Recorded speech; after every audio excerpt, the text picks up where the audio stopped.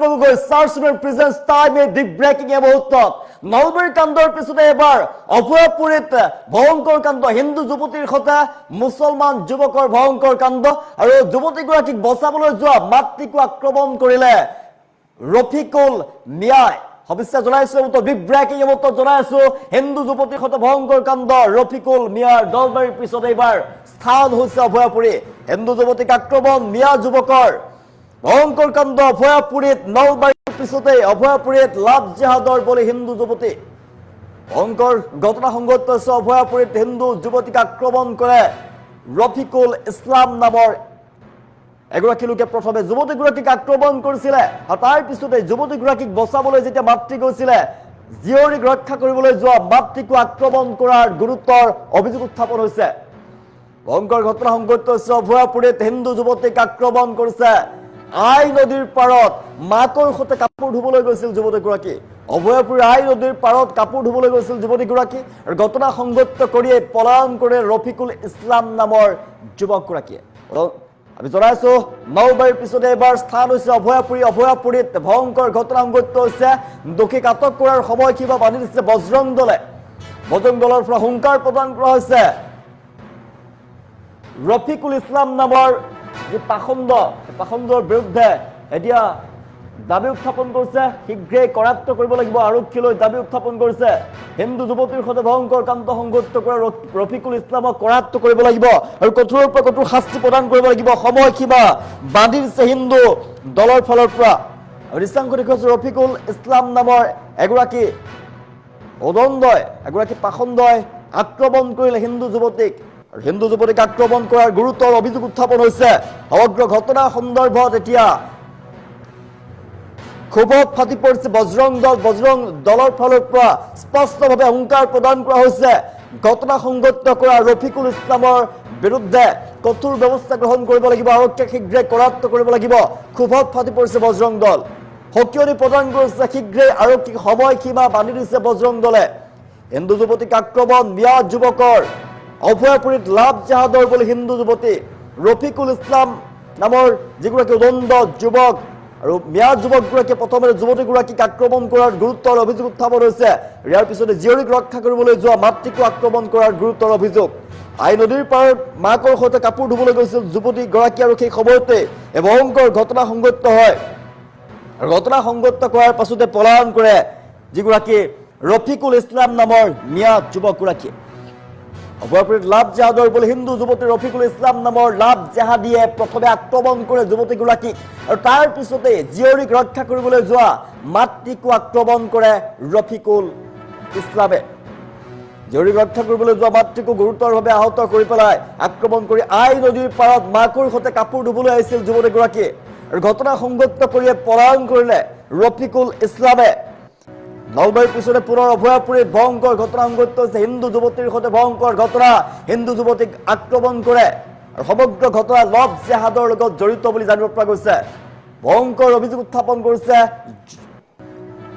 নলবাৰীতে লাভ জেহাদৰ কাণ্ডৰ চাঞ্চল্য মাৰ নৌজাওতে অনুৰূপ ঘটনা অভয়াপুৰীত সংঘটিত হৈছে জনাইছো এগৰাকী যুৱকে হিন্দু সম্প্ৰদায়ৰ যুৱতীক নিৰ্যাতন চলোৱাৰ অভিযোগ আই নদীৰ ঘাটত নাবালিকাগৰাকী কাপোৰ ধুই থকা অৱস্থাতে মুছলমান সম্প্ৰদায়ৰ যিগৰাকী ৰফিকুল ইছলাম মুছলমান মিয়া তেওঁ হিন্দু যুৱতীৰ সৈতে ভয়ংকৰ কাণ্ড সংঘটিত কৰিলে আৰু কাপোৰ ধুই থকা অৱস্থাতে যুৱতীগৰাকীক ভয়ংকৰভাৱে আক্ৰমণ কৰে আৰু আক্ৰমণ কৰি থকা অৱস্থাতে মাকে যেতিয়া যুৱতীগৰাকী বচাবলৈ গৈছিলে মাককো আক্ৰমণ কৰে ৰফিকুল ইছলাম নামৰ মিয়াই আৰু গুৰুতৰভাৱে আহত হৈ পৰিছে যুৱতীগৰাকী আঘাতপ্ৰাপ্ত হৈ পৰিছে সমগ্ৰ ঘটনা সন্দৰ্ভত এতিয়া ন্যায় বিচাৰি বৰঘোলা আৰক্ষীৰ কাষ চাপিছে এতিয়া ভুক্তভোগী পৰিয়ালে আৰু উক্ত ঘটনা এতিয়া সমগ্ৰ অভয়াপুৰীতে তীব্ৰ চাঞ্চল্যৰ সৃষ্টি কৰিছে জনাইছো অভয়াপুৰীত লাভ জেহাদৰ বলি হিন্দু যুৱতী ৰফিকুল ইছলাম নামৰ এগৰাকী জেহাদীয়ে প্ৰথমে আক্ৰমণ কৰিছিল এগৰাকী হিন্দু যুৱতীক তাৰ পিছতে যেতিয়া জীয়ৰীক ৰক্ষা কৰিবলৈ গৈছিলে মাতৃকো আক্ৰমণ কৰে লাভ জেহাদী ৰফিকুল ইছলাম নামৰ মিয়াগৰাকীয়ে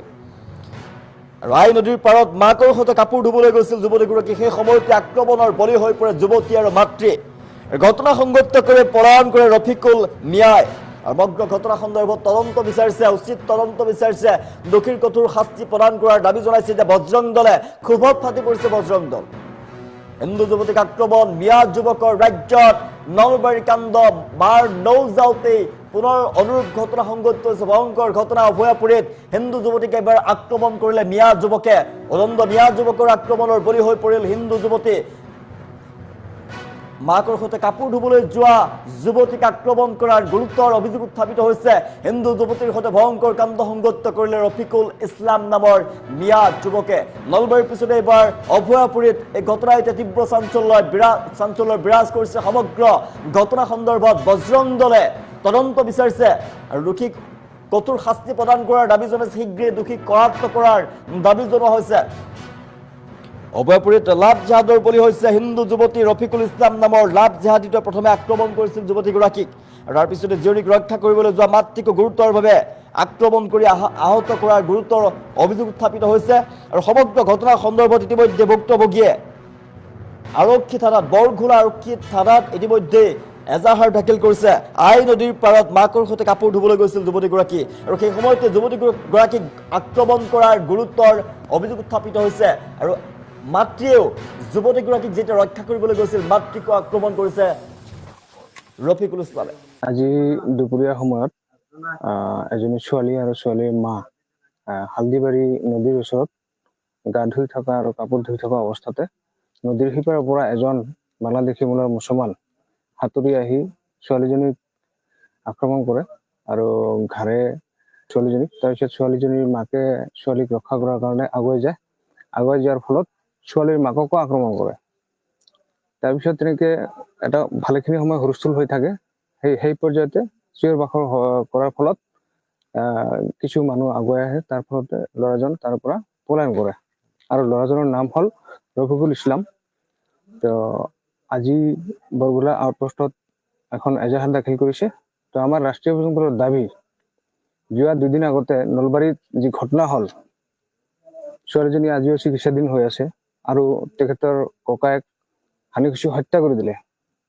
এই দুদিনেই হোৱা নাই, আকৌ অভয়পুৰীৰ এই হালদিবাৰীত এই ধৰণৰ এটা জঘন্য ঘটনা ঘটি গ'লে, গতিকে আমাৰ প্ৰশাসনৰ ওচৰত দাবী যে 12 ঘণ্টাৰ ভিতৰত সেই কাল্পিতক গ্ৰেপ্তাৰ কৰি উচিত শাস্তি দিয়াৰ কাৰণে ব্যৱস্থা গ্ৰহণ কৰক। আৰু CM ছাৰকো এটা অনুৰোধ জনাইছোঁ যে এই ধৰণৰ ঘটনাত আপুনি DC ছাৰক, SP ছাৰক হস্তক্ষেপ কৰি কঠোৰ শাস্তি বিহাৰ কাৰণে ব্যৱস্থা গ্ৰহণ কৰক। অন্যথাই এই ধৰণৰ ঘটনা ঘটি আছে। গতিকে আমি হিন্দু সমাজ কেৱল আমি ধৈৰ্য ধৰি সহ্য কৰি আমি নাথাকিম। আমি কিন্তু বাধ্য হ'ম আন্দোলন কৰাৰ কাৰণে। আৰু আমি যদি আন্দোলন কৰাৰ কাৰণে বাধ্য হওঁ, তেতিয়া হিন্দু মুছলমানৰ এটা যুদ্ধ ঘটনাৰ এটা সৃষ্টি হ'ব। গতিকে খিলঞ্জীয়া অসমীয়া হিন্দু এই ধৰণে আমি সুৰক্ষিত নোহোৱা হৈছোঁ। আমাৰ হিন্দু ছোৱালী বোৱাৰী সুৰক্ষিত নোহোৱা হৈছে দুদিন পিছে লাভ। গতিকে আমি সহ্য নকৰোঁ। আমি দাবী জনাইছোঁ 12 ঘণ্টাৰ ভিতৰত গ্ৰেপ্তাৰ কৰি উচিত শাস্তি দিয়ক, নহ'লে আমি ৰাষ্ট্ৰীয় দলে তীব্ৰ আন্দোলন কৰাৰ কাৰণে।